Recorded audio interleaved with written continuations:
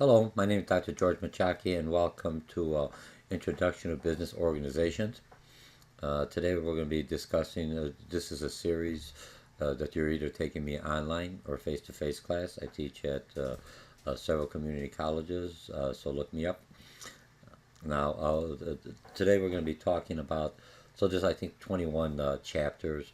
You already have my concept maps in a PDF file. You'll, as you're reading, you add on to it.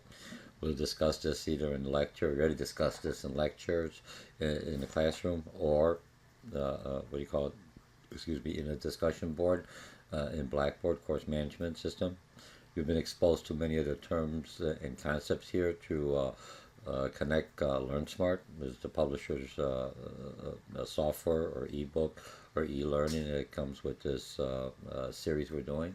So right now, what I want you to do, I'm going to go through this. It'll take me about an hour, and it's going to be a summarization of what you've already known, what you've read, and all your notes, and see, hey, do my notes coincide with Dr. George's notes? Or what did I forget? And that's the way we do it. Now, or you even, while you're reading, listening to me, and you say, yeah, I already covered that. I understand that. I understand that. Oops, wait a minute. There's something new. Stop the video. There's a mind map. Stop it, pause it, write it, and then resume it. Remember, you can always turn my voice down a little bit. Some have been, watched this video several times, so they don't want to hear me again, but they do. But the more senses you utilize, the better it is. So what are we going to talk about? And I'm going to open this up to a larger scale. Those of you already know what I'm going to do, and I put a lot more verbiage than what I would require you to do. Just highlight the key words, because no matter what, how the exam is going to be phrased, the question, if you know the basics, you'll be able to use your critical thinking skills that we've been developing within this course. Okay? So I'm going to view this, and I'm going to do, I think, if I'm mistaken, let's see a 200. That 200 looks pretty good. All right? I just want to make sure, because some people will view this on their smartphone or their mini tablets. So I want to make sure it's easy for you to see. Okay, so what is marketing?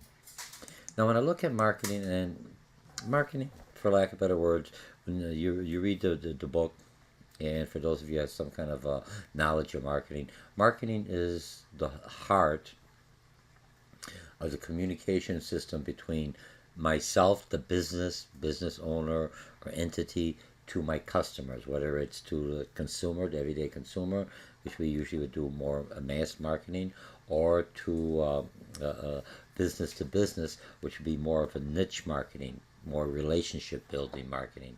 One, I get a lot of customers, maybe one-time deals.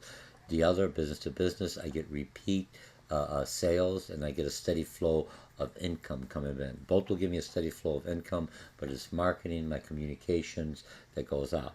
So when I said marketing, some people say, well, I've taken Dr. George for advertising, I've taken Dr. George for sales, and I've taken Dr. George for the full marketing class. Remember, this is just one component in this series of understanding introduction foundations of business organizations. So each one of these chapters that we're discussing are full 1 or 2 semesters at a minimum to understand this. So if you're just taking this one class and say, I know everything I need to do in business, you're going to be in for a surprise. Okay, so when I'm looking at marketing, it's the heart, so it's the integrated. So when later on we're going to talk about advertising, when advertising, that's the actual physical communication tool for marketing. But marketing has to come up with what is the message that I want sent out or communicated to my constituents, my suppliers, or whoever my target market is. Once I understand that message that I want out there, then advertising will give the written or the verbal communication to the customers, focusing on that message. My sales staff will come in when they come and talk to the customers to reinforce that message. So the customer, when you take marketing, it has, we utilize the term of frequency as an exposure. Not in this book, but when you take me for a marketing class. And that means how many times, how often do I have to expose an individual to get a certain response back from that individual in buying my product, or at least talking about my product to other customers who may say, hey, that's just what I'm looking for. Good thing you brought that up. And that's part of the communication. How do I motivate?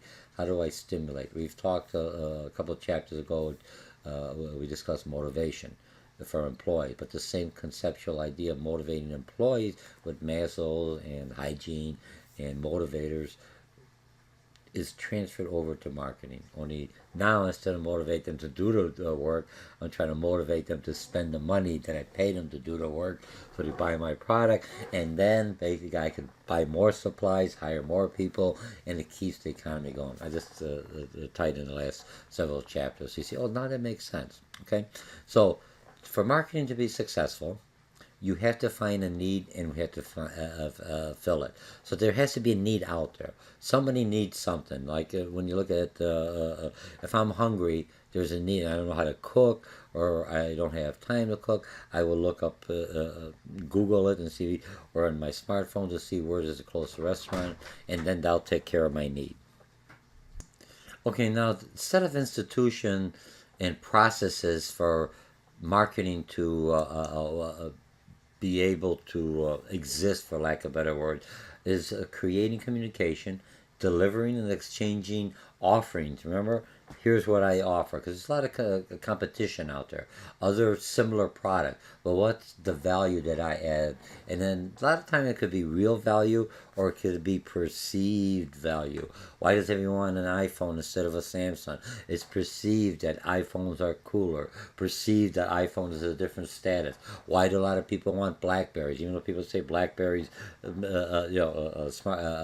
smartphones are kind of outdated? They may be outdated with the technology or the look, but they're still the best encrypted device that could protects me from other people being able to read my emails or my private conversation. And okay, I was going to throw in, I was wondering if this is of Hillary Clinton, Senator Clinton, that's running for president, when they're talking about the email controversy, if they had a BlackBerry security on that, and how are they going to remarket her, or how they're going to remarket other individuals. I don't try to put politics. I try to think, we all are a brand. When I say, when you're taking this class here in marketing, think of yourself as a brand. When you're working for a company as a brand, you know the pricing, you know something about it. That's through marketing, communication to the customer, what we stand for. And the same thing as individuals. We tell people how we dress, how we act, how we communicate. We create our own brand image. Okay? All right, so cultivating customer relationships for customers, clients, partners, and society. That's what marketing does. It's exchanging ideas and communicating that. And some of the websites of marketing today, and if I'm looking at marketing, they have to identify product features. E-commerce is one way of looking at the new generations. It was Generation Y, millennials. Now it's Generation Z and Generation Alpha the last 3, 4, 5 years. It's another course I was teaching. So now Dave, or the last chapter, excuse me.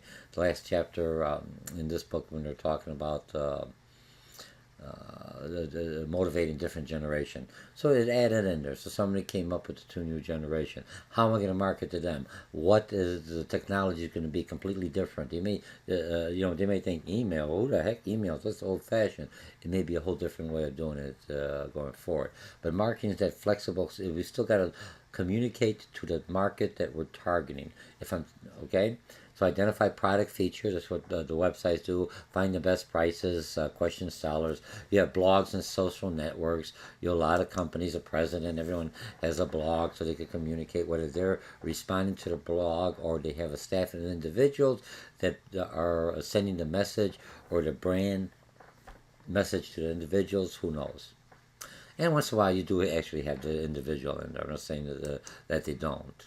All right? But there's so many people going on there, and they try to respond to everything. Okay, marketing concept includes 3 parts. Customer orientation, you got to need the customer. Find out what customers want and providing it. That's the market and the need.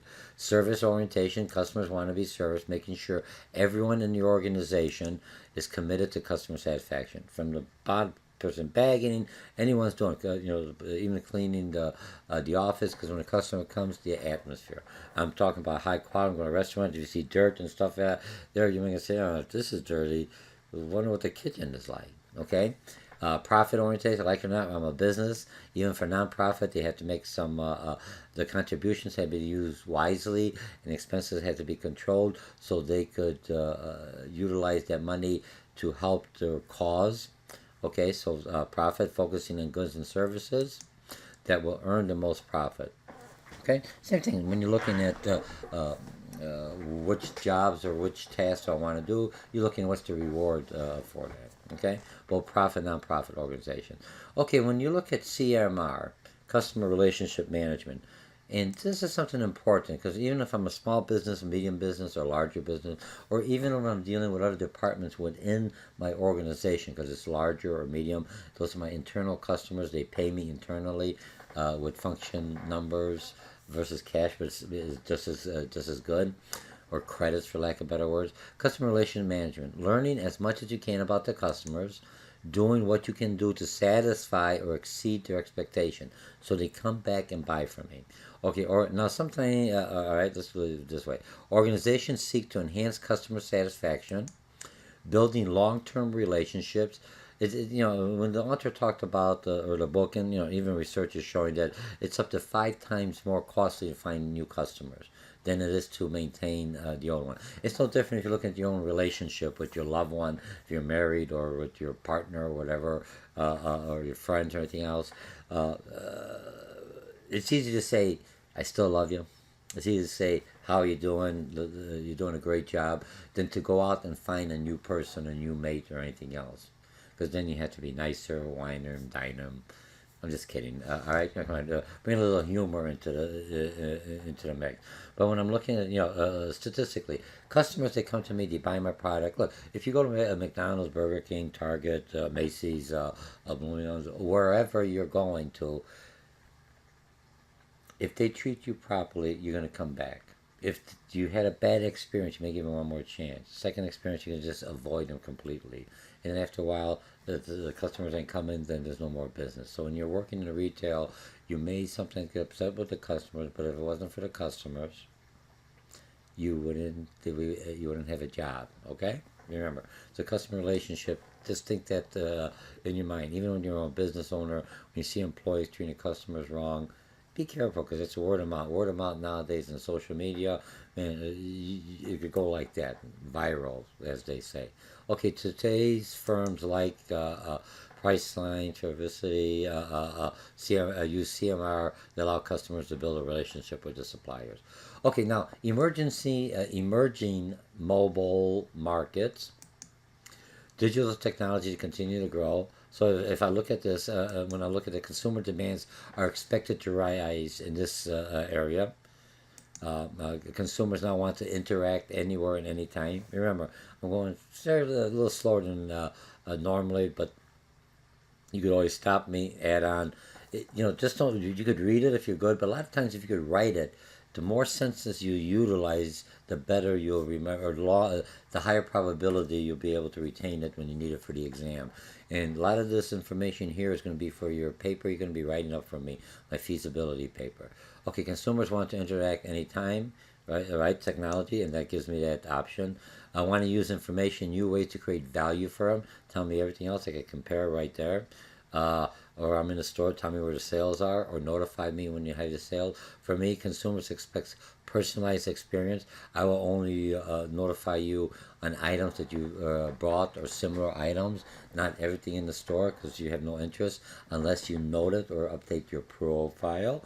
And once I know your profile, I know how to, if you take me for consumer behavior, you'll be able to know when to put the right triggers or how to motivate that individual with positive reinforcement. Okay? Now, simplicity, always keep it simple. Consumers want all interaction to be easy. That's why when a lot of times your phone dial 1, dial 2, you write it. That's not easy. That's time consuming. I want to call in, hello, yeah, I want to talk to so and so, or I got this issue, I got one operator, gets information, and transfer me right away. I had the human contact. still need the human contact. A little different when I'm online because I could take my time on it. But if I'm on the phone, uh, I'm calling because I want to interact. Okay. Now, service with a smile. Okay, you have to have 6 steps for keeping customer happy, and this is kind of interesting. I'm not going to go through a build trust, emphasis on long-term relationship, listen. Remember, God gave you 2 ears, 1 mouth. Treat your customers like stars. Show appreciation. I really appreciate. Thank you for coming in.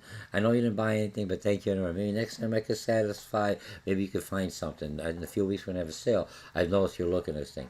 Always give them something positive. Not buy nothing. Looking at there you go. Just coming into the store eating the candy or something else. It's your job as a sales force to motivate them, to push them. My job as marketing is to bring them in. The sales force job is once they're there for them to leave as with a cash transaction and a happy customer.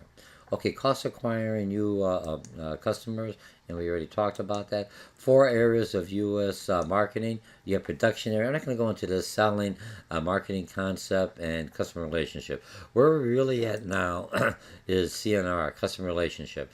And what they're looking at, oh, geez, this didn't come out here. Excuse me. And we talked about that. Okay, I had a separate thing. Okay, so we're all set on this. Okay, so that's where I had it up here. I just did it. How did I get emerging market? Okay, I just left that one there. Okay, all right. So I won't go into the fact. I should have had the. Remember, we're live, so just I had my one of my foot the way I position the concept maps. I can move them around. I'll change it later.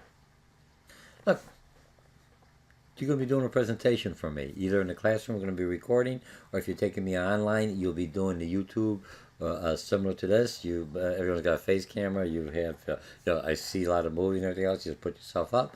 And hi, my name is George, the student, and here's my product. Or if we're working a team, so you'll figure it out. Okay. Now, a nonprofit marketing. Now, when I look at nonprofit marketing, some of the tactics for nonprofit. For nonprofit, I still got to market. I still let them know of my cause. Only that the administrative and the cause, my profit, for a profit that I use and give back to my shareholders, I use that profit to give back to the cause. To either help animals, help, what do you call it, battered women or battered men, or homeless, or whatever the cause is, cancer. I'm just throwing some out there. So that's for nonprofit, just to basically help the cause. But you still have to pay the administrative and costs out there. And we'll talk a little bit about that when we get into accounting. Okay, so some of the tactics are fundraising, public relations, special campaigns, changing public opinions. Remember, a lot of times this is also the same thing that could be utilized in the profit, but this is more a focus for the nonprofit. Ecological practices, increasing organizational membership. And you see when you have Channel 11, public service, say, hey, a given here, we'll put your name on there, we'll give you something, because it's a nonprofit organization, but they need to still pay the electricity, pay the airtime, pay the production, pay the so there's still an expense on there, but they do send a message, and it's good educational broadcasting out there. Okay, now some of the strategies. Remember, nonprofit. Determine the goals and objectives, focus on long-term marketing, exercise planning, train and develop long-term volunteers, carefully segment the target market. Some people may not give to one cause for whatever reason. If you're trying to give a cause to, and I'll just use myself, to the to the Catholic, and I'm a Southern Baptist, I may not give to that cause because that's not my religion. Or if I'm giving a cause to cancer, I may not want to give a cause to cancer. I may want to give a cause to for diabetes. So remember, so there's only so much you're going to give. So censor, make sure. Nonprofit, very focused. And if you build the membership up, then you could always bring other members in, because they'll be they'll pay a flat fee. Okay. Now the 4Ps. You're going to see marketing. 4Ps of marketing. Okay, let me just close these up so we can talk. And here's the pick out of that. So you're going to have, right, I'm a marketing manager, I'm a store owner, myself, trying to get the next job. I have to look at myself as a product. What can I offer? I'm looking how much do I want to be paid. So now I'm looking at my product. What's my product? What's the value? How much going to cost? What's my expensive? How much would I pay for it? How much would the customers pay? Where's the place? Where am I getting the delivery from? Where's my manufacturing, my warehouses, and basically promotion. How do I tell them, send my message, tell them what the pricing is?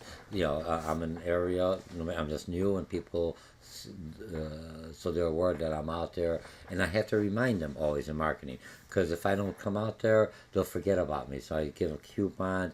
I'm in the paper. I'm some kind of advertising, something out there. So I'm in their space. I want to say face, but in their space, so they see me, and every now and then, when they need the thing, it's the last thought in their mind, and they'll be able to pull it because its repetition is embedded in their thinking process, psychology. Okay, so what's a product? Okay, now if I'm looking at a product, and here's the definition of product: good or service. When I look at product, and from this perspective, goods or service means the same thing, interchangeable. Satisfies the customer's want or need. We have test marking. You have to test it. That's what you're doing the feasibility right now. You're just going out there and thinking about, does it make sense? Then later on, you'll take me for retail merchandising, or you'll take me for advertising or something else. And what you've done, people say, I've got it. What do I need? This is the same project. No, you've got the basic. You're an architect. You have here. Now I'm putting on the shell, and now I'm going to go in and I'm the interior decorator. I'm putting the furniture in. How's it going to arrange? What's your personnel? Outside's there. That's what you did in the in this class. You're just going to create the outside shell, think of an idea, think of a concept, a feasibility, and then you take me for other classes and you start designing the inside. You'll do well, okay? So now brand name. What's a brand? Word, letter, group of words that differentiates one seller or goods from another. And it could be flexible or high quality versus it's so. Okay, now pricing. What are you going to price the good? You got to look at the competitors' pricing. You got to look at the production, your cost. You have to look at the distribution. How many get it from one part to the other? We're going to have a couple of chapters look at logistics. You'll look at high and low price strategy. If I have it high, this shows quality, but it's too high. If I have it low, it shows average goods, nothing exceptional on that. So how do I bring it? And that's where marketing and advertising, when you talk about promotion, have a higher price, coupon it down, discount it down. The price is still, look, I got this thing's worth $500. I got it for $250. Wow, what a deal. And it may only paid you $75 to make it a $50. In the customer's mind, you're not lying. Here's the prices. Here you're willing to pay, right? Remember, it's a free market. I'm not overcharging them. It's not a commodity that they have to have. It's either a luxury item or something else. And there's other competitors out there, so we could do pretty good.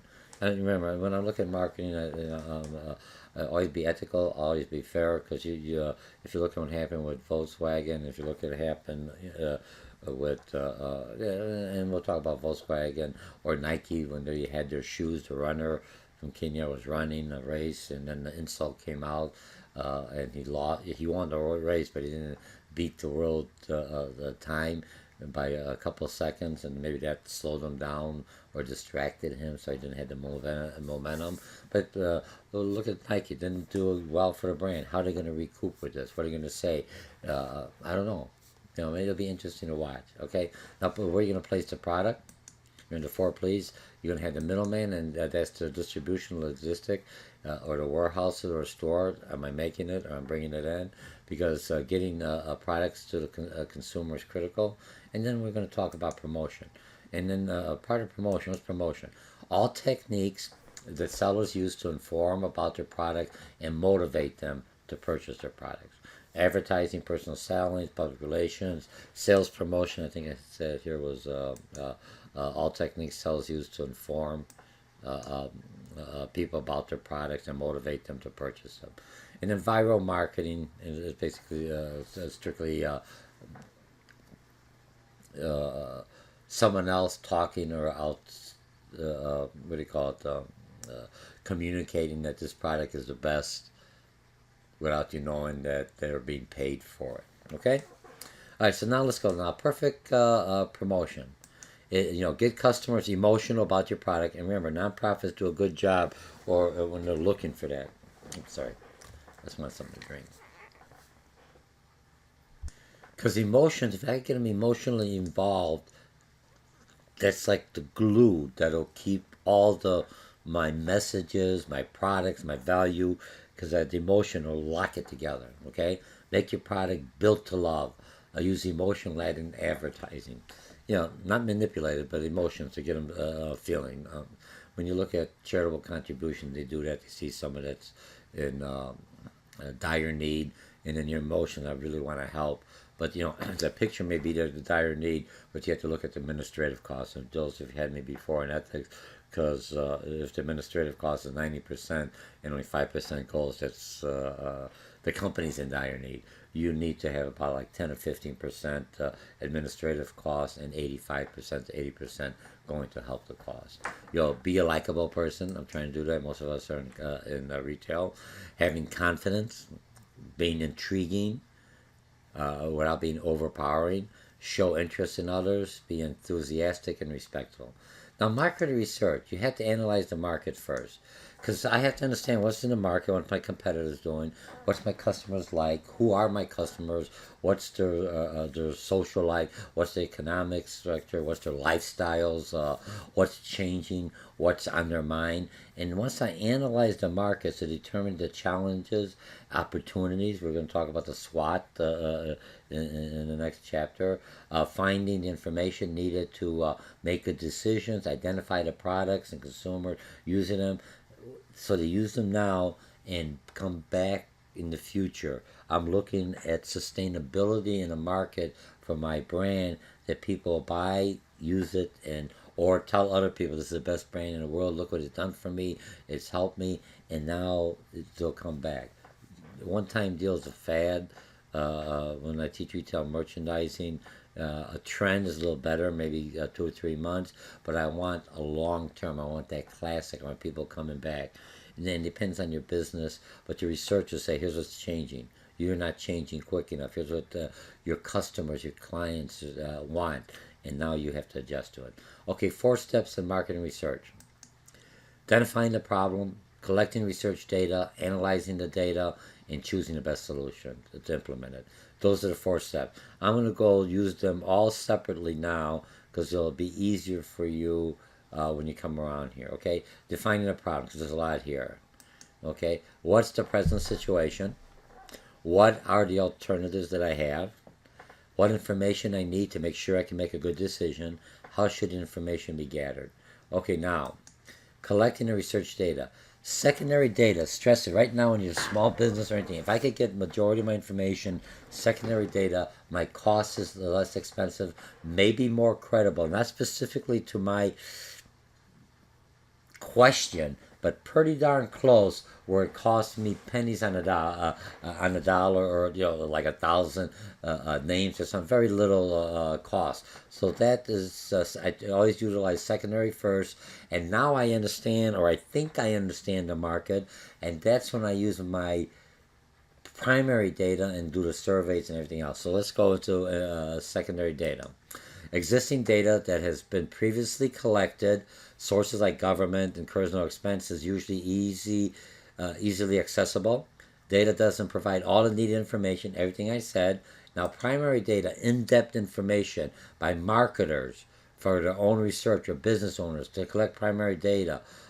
Telephone, online surveys. You have monkey survey. You have different surveys, personal interviews, and focus group. They talked about focus group more, because when I'm looking at focus group, I have an advertising or a question. I ask them, and I have people watching their expression. Nowadays, they got computers. They could watch it. They could sense if I'm sweating, if I'm nervous, or if my emotions have been stimulated. I said, yes, so okay, I hit a nerve, or I'm angry, or I'm twitching. All those is what a focus group tells me. Plus, they give me their honest opinion. Now, the focus group gets paid. But I'm looking for remember, a focus group is usually a sample size of the larger group that I'm trying to sell my product. I can't interview everyone. It's not cost effective, not efficient.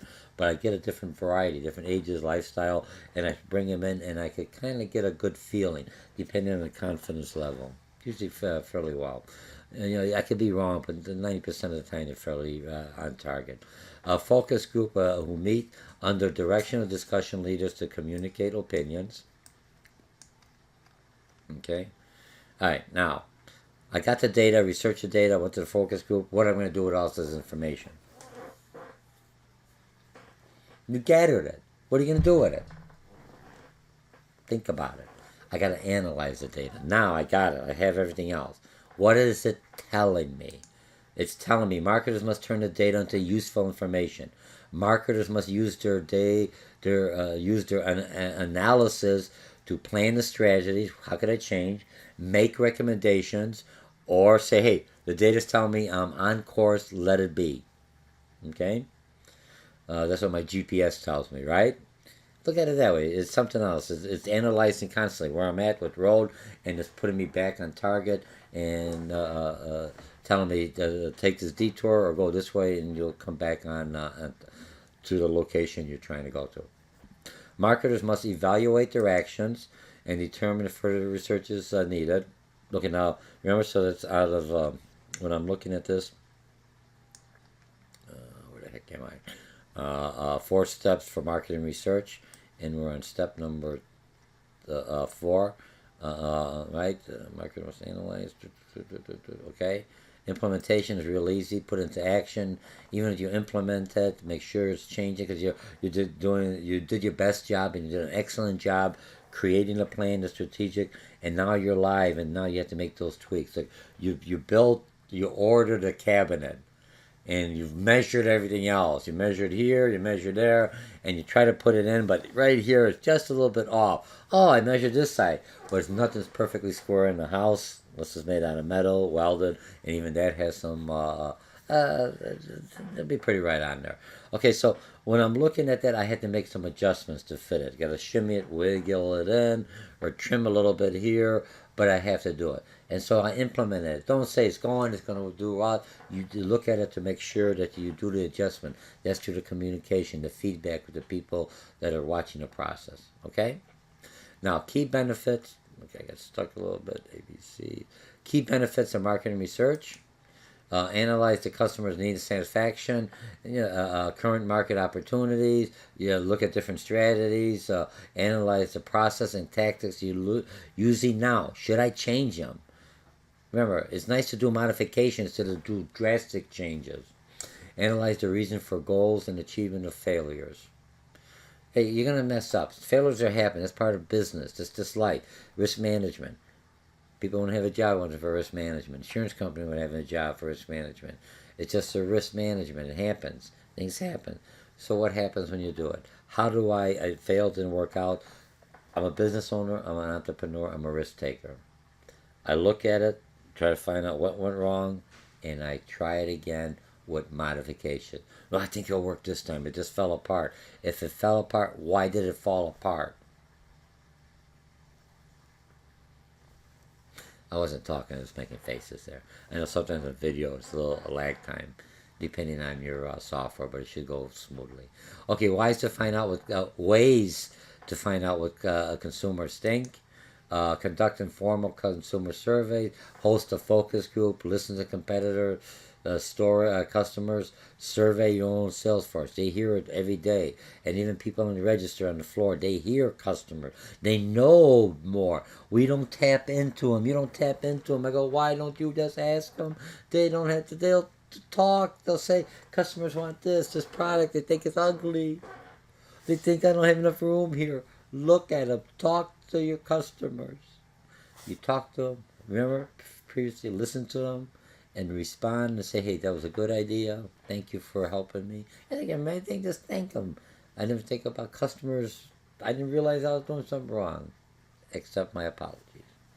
Good customer relationship management. Okay? And if you want to take those classes, I think both community colleges, College Lake County and Harper that I teach at, one's in Cook County, Illinois, the other one's in Lake County.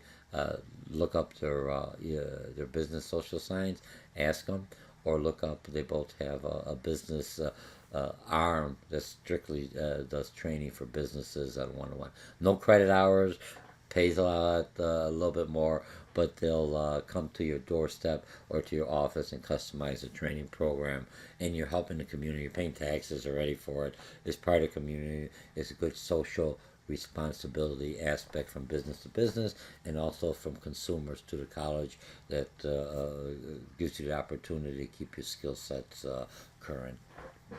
Right? Employers and employers both. Okay, environmental scanning. In marketing, I'm looking at, and here's the chart. I'm not going to pick, I'll go this way. I'm not going to go through there because basically my chart here, you have it from the book. You can look at it, stop it. Because look, if I'm looking at global, I flip this on here, and I got trade agreements. Where's global? See, trade agreements, compensation. I created that for you. I provided you the headers. Writing them in yourself. That's part of learning.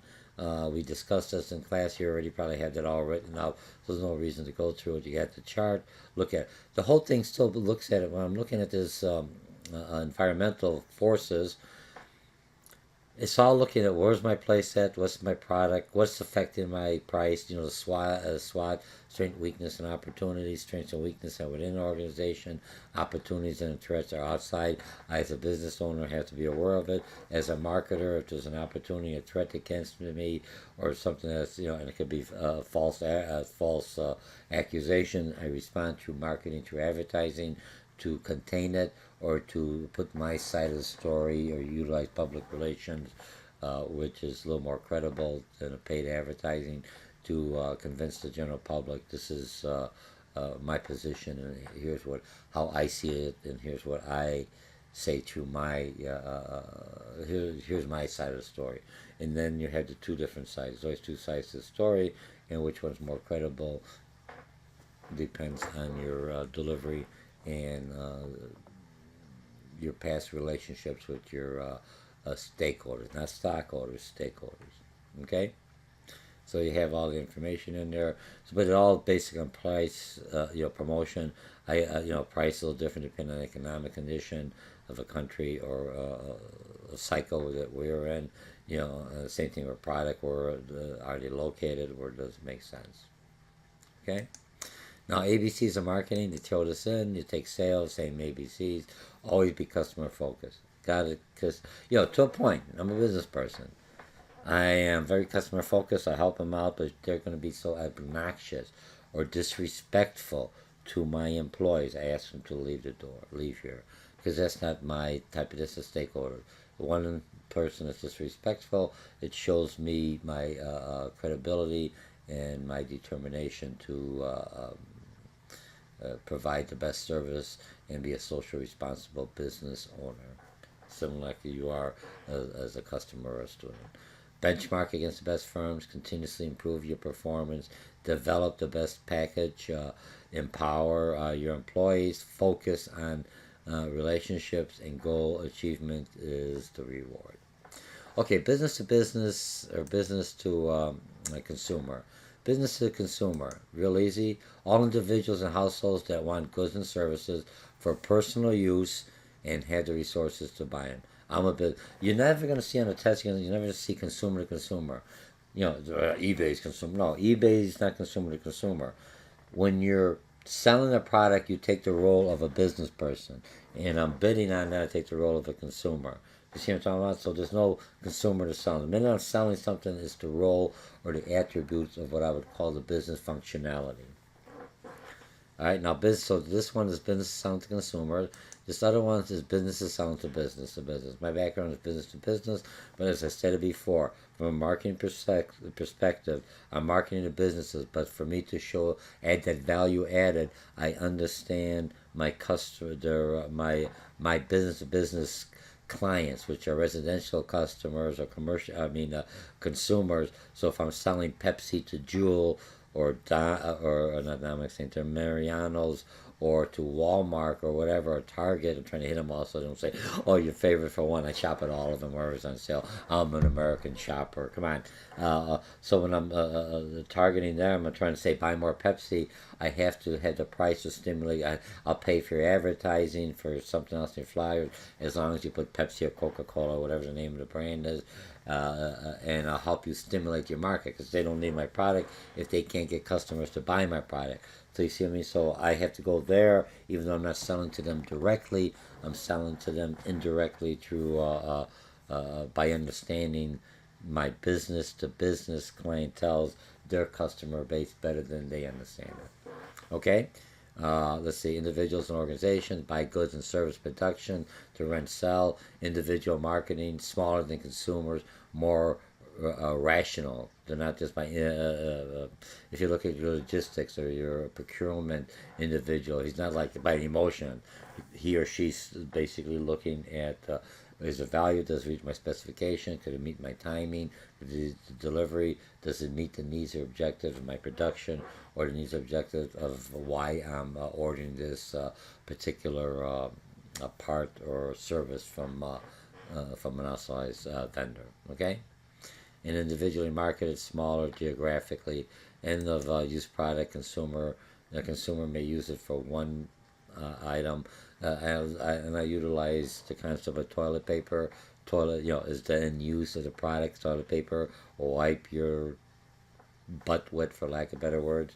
Okay, if I buy it as a consumer, that's what I'm doing it for. I'm using it for the practicality. I'm using it to use it and dispose of it. If I'm buying it from a business perspective, I'm not using it for my restrooms, because then I'm basically a consumer. Or you could go that way and say it's kind of an expense. Let's say if I'm buying it, I buy 1,000 cases. No way I could use 1,000 cases. And the reason I'm using it for me, because I'm not using it for my personal use.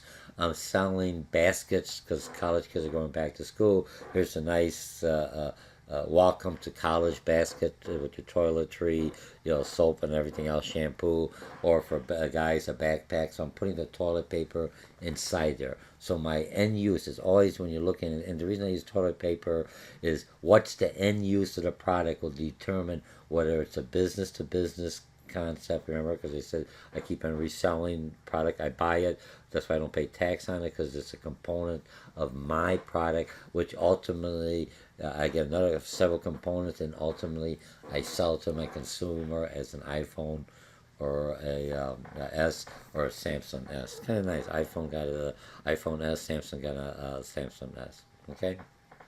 All right, business to business. Okay, we're good on that. Okay, now, and then okay, we're good. Okay, marketing to consumers. If I look at marketing consumers, I'm almost done in about 20 minutes. Let's see what I have here. Okay, when I'm marketing to consumers, I have to look at, because I'm doing more of a mass marketing. A little different when I do business to business, because they're, like we talked before, geographic, smaller numbers. So I'm doing a larger area. I can't market to all of them. It's going to be too costly. So I segment my market by different things, by segment, target, geographic, demographic, psychographic, benefits, and volume usage, by size and diversity of customers. Forces me, the marketer or the business owner, to decide which groups do you want to serve. I'm in a neighborhood. Who comes into my store? There may be different kind of cultures, but only one type of individual comes to my store. I try to market to them and then find something to draw in the other individuals that may not consider my store a store on their venue list that they would shop at. Okay? And I used to use the example of Target and Walmart. There's some individuals that never walk into Walmart, but they'll walk into Target because they figure Walmart is not to their style, for lack of better words. And they're both the same, carry the same products, but it's just their perception of something, which is nothing wrong. But marketing, so Target said, hey, we are Target, a little bit higher than Walmart, and that's where they're at. And the same thing with Costco and Sam's. One is a little bit higher price, carries similar items, but now Sam's is trying to market their way, trying to convince consumers that Sam's and Walmart are two separate entities. Where Costco doesn't have that identity crisis or the similarity crisis, or what we call cannibalization, because one is buying out of the other instead of brand new customers coming in. So your market is kind of limited. Are they, because they're still Walmart customers, but not specifically Sam's customers. Or Costco's, for lack of better words, does not have like a target that's a part of it, so they are standalone. So people look at them as a high-end warehouse slash consumer market. Okay, so I'm looking at the why I should diversify by size so I could target.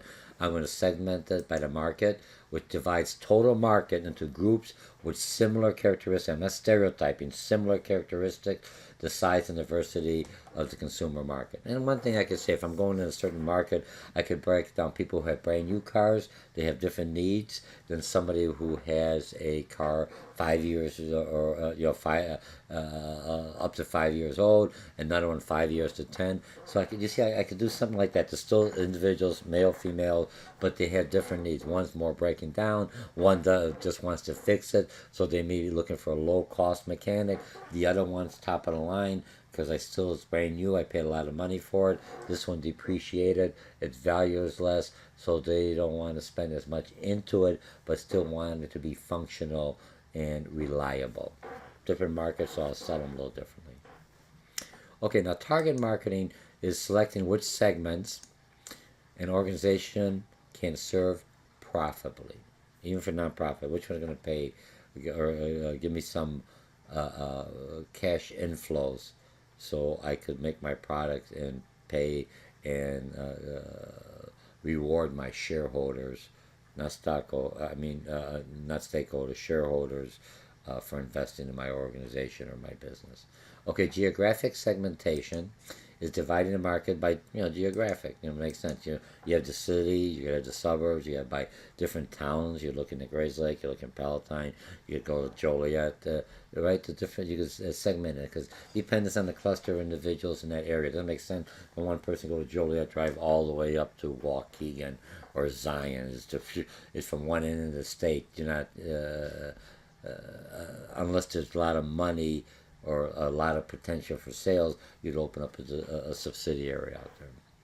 Okay, but you would just break it down by there in that area and you just sell to that market there. Okay, demographic segmentation. Now here we're going to go dividing the market by age, income, education, and demographic variable. Well, look at age. Look at mine. I'm very conservative. I used to have long hair, but look at me now, very conservative. But to a lot of people my age that may have more gray hair, may be not as mobile as I am, or they may be more active than I'll ever be, more muscular, whatever. Or they might, I might like this kind of music, they may like classical, I might like heavy rock.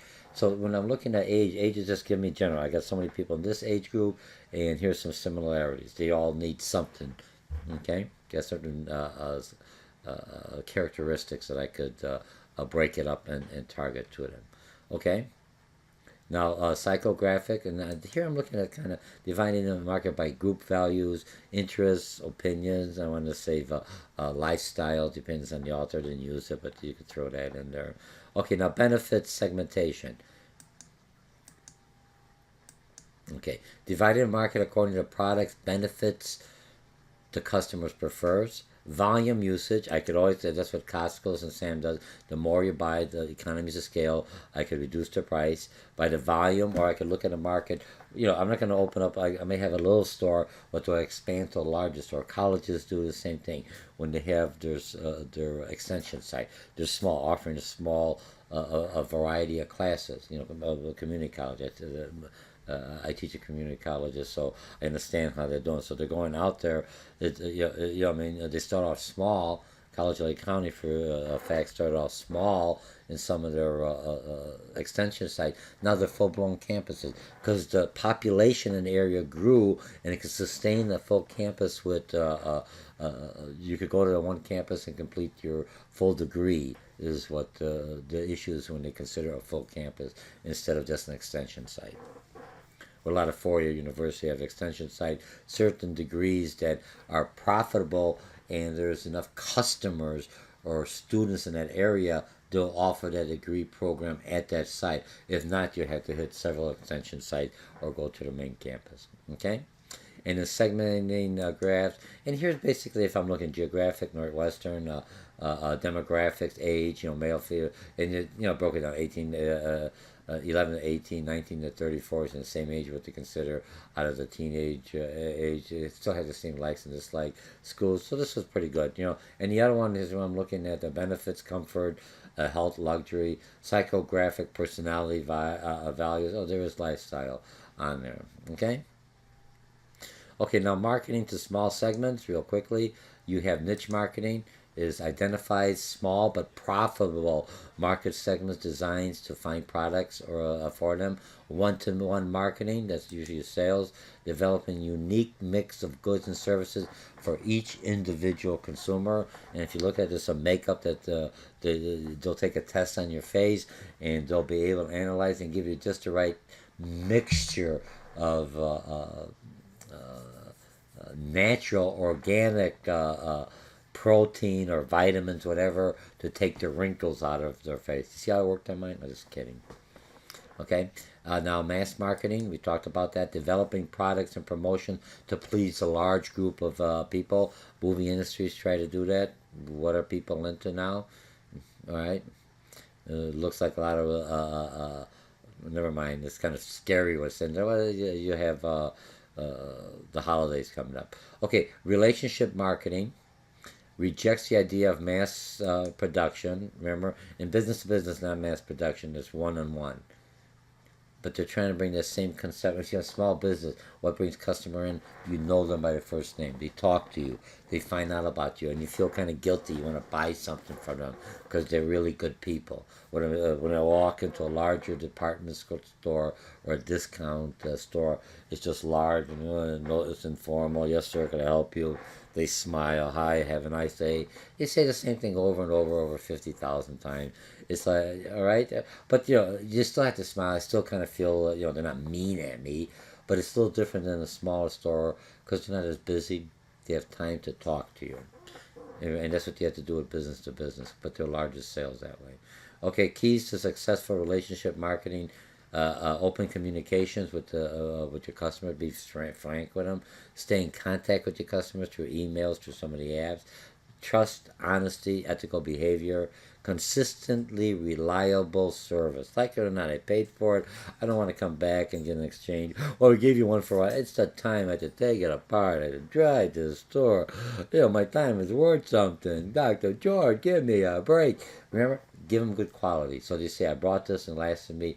So you say, they're never going to replace it. Fine. Most stuff 5-10 years, if you forget where they bought it from afterwards, or maybe not. But you have that. But then look, I got my DVDs are good, but it doesn't play the new format, or it doesn't have the Netflix. It doesn't have. I'm trying to sell. It doesn't have stream. It doesn't have a lot of things in there that not the new ones have for a third of the cost. I got it because the benefits or the new technology will replace the old. Okay, buying decision in the process. PowerPoint. Let's look at the buying decision. If I'm looking at this, right, so you don't have to go, you can stop it. You have marketing influences, perception, attitude, type of purchases, reference groups. All these affect the consumer. If you notice a woman, why a woman? Because women now are the biggest power, financial force in the United States, or even worldwide. Because of the economy, a lot of men lost their jobs because of construction or the trades, the good paying jobs. So women had to pick up the slack, for the better words, but they now control the finances. They watch the money. They're not, they still spend it, but not just like a guy. I feel like spending it. They're looking a little more frugal, looking at, hey, okay, we can spend this. Are we getting the best value for our price?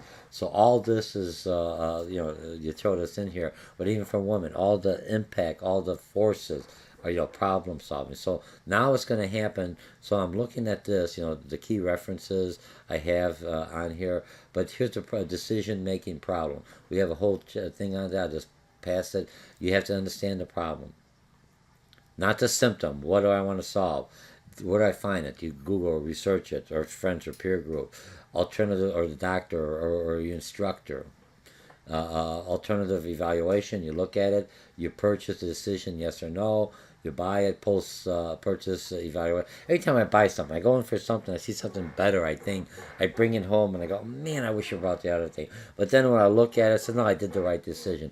But it depends on the marketing or the advertising that says, hey, this is good for this, and I look at the other, I did get a better deal. Or I go on Google and I do the reviews. What's the best product? What's the review on this product? And I get a good understanding, okay?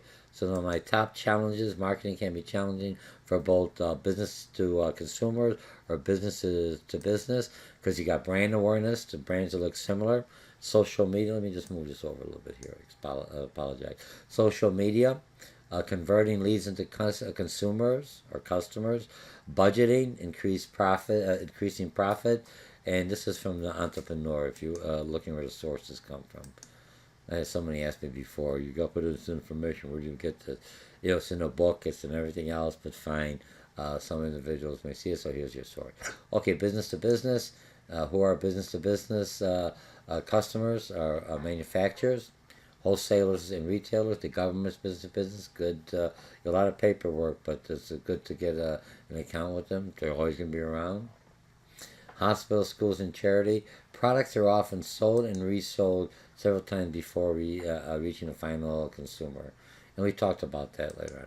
And here's the chart with the differences. This is the one I'm looking at. So it kind of tells you everything we're going to talk about. It's the last one. Okay, geographically, by products, right? Consumer market, the business to market. Required technical, complex products, the business to business. Less technical. Remember, I only got one computer. In a business, you have a whole network of anywhere from 5 up to a couple thousand, or 1,000 for lack of better words. If you're customers tend to be larger customers, but they buy larger. Markets are geographically concentrated. Buyers are more rational, and then emotional. Sales are direct, and promotions focuses. Okay? All right, let me just move this over here. Let me just bring this all down, and we've done pretty good today, class. Sorry. I use several programs, so I always forget. At least you have a general idea what's going on here, right, class? Let's see, I think I do it 100. Do 100. Okay. Do 100 on here. All right, here's what we covered today. We covered everything. I think chapter 13 was a very interesting chapter.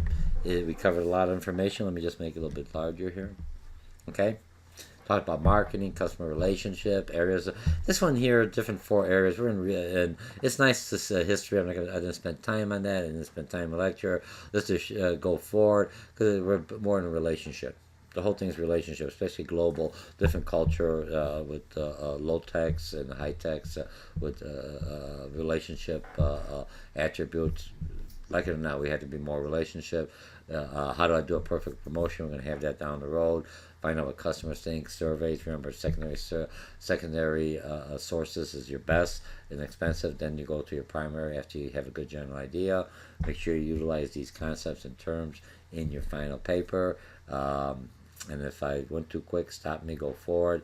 The more senses you utilize your voice, me writing, the better you're going to be. Again, my name is Dr. George Mochocki, and I want to thank you again for taking this course with me. And hopefully you'll take other classes with me. If you happen to stumble this on YouTube, try to look me up. I'm either at College of Lake County or at Harper College. Ask for the Business Social Science and ask for Dr. George Mochocki, and let's see what I'm teaching. You'll help me out, all right? So it's a win-win for everyone, the school, the community, you're learning, you got a good solid foundation, and I'll see you in chapter 14. I forget what 14 was, and it may be pricing. I'll talk to you later. Bye.